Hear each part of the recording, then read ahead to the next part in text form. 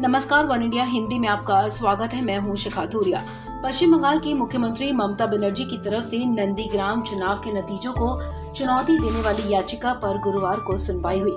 गौरतलब है कि बंगाल में विधानसभा चुनाव के नतीजों के बाद भी टीएमसी और बीजेपी के बीच सियासी जंग जारी है। सीएम ममता बनर्जी और बीजेपी विधायक शुवेंदु अधिकारी के बीच नंदीग्राम में कांटे की टक्कर हुई थी, जिसमें टीएमसी चीफ ममता बनर्जी को हार का सामना करना पड़ा था। अब ममता बनर्जी ने नंदीग्राम में वोटों की फिर से गिनती कराने के लिए कलकत्ता हाई कोर्ट का रुख किया, जिस पर गुरुवार को कोर्ट में सुनवाई हुई। मीडिया रिपोर्ट्स के मुताबिक खुद ममता बनर्जी भी वीडियो कॉन्फ्रेंसिंग के जरिए नंदीग्राम में बीजेपी के शुवेंदु अधिकारी के चुनाव को चुनौती देने वाली याचिका पर सुनवाई में शामिल हुई। जस्टिस कौशिक चंदा ने ममता बनर्जी की तरफ से लगाए गए आरोपों पर जवाब मांगा। इस पर ममता बनर्जी के वकील अभिषेक मनु सिंघवी ने दलील रखी। दलील सुनने के बाद कोर्ट ने फैसला सुरक्षित रख लिया।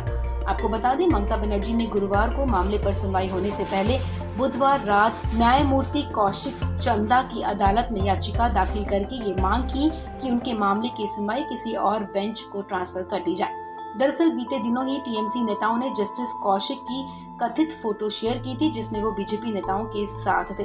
इसी को लेकर ममता बनर्जी ने सुनवाई किसी और बेंच को ट्रांसफर करने की मांग की है। याचिका में ममता बनर्जी ने दलील दी कि जस्टिस कौशिक चंदा की बेंच में उन्हें उचित न्याय नहीं मिलने की आशंका है। हालांकि न्यायाधीश ने किसी भी फैसले का ऐलान अभी नहीं किया है। ममता बनर्जी की याचिका पर फिलहाल कोर्ट ने अपना फैसला सुरक्षित रख लिया। सीएम की याचिका पर सुनवाई करते हुए न्यायमूर्ति कौशिक चंदा ने कहा कि याचिकाकर्ता को किसी भी जज को बदलने की मांग करने का पूरा अधिकार है। इस पर न्यायिक व्यवस्था के तहत फैसला किया जाएगा। हालांकि इस बीच ममता बनर्जी के वकील अभिषेक मनु सिंघवी ने कहा कि न्यायाधीश को अपने पद से हटना चाहिए, क्योंकि हितों का टकराव था। सुनवाई के दौरान जज कौशिक चंदा ने कहा कि आपके वकीलों का राजनीतिक जुड़ाव भी है।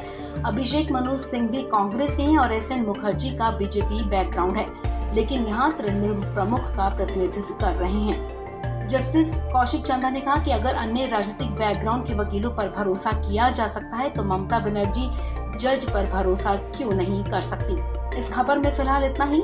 तमाम अपडेट्स के लिए आप बने रहिए वन इंडिया हिंदी के साथ।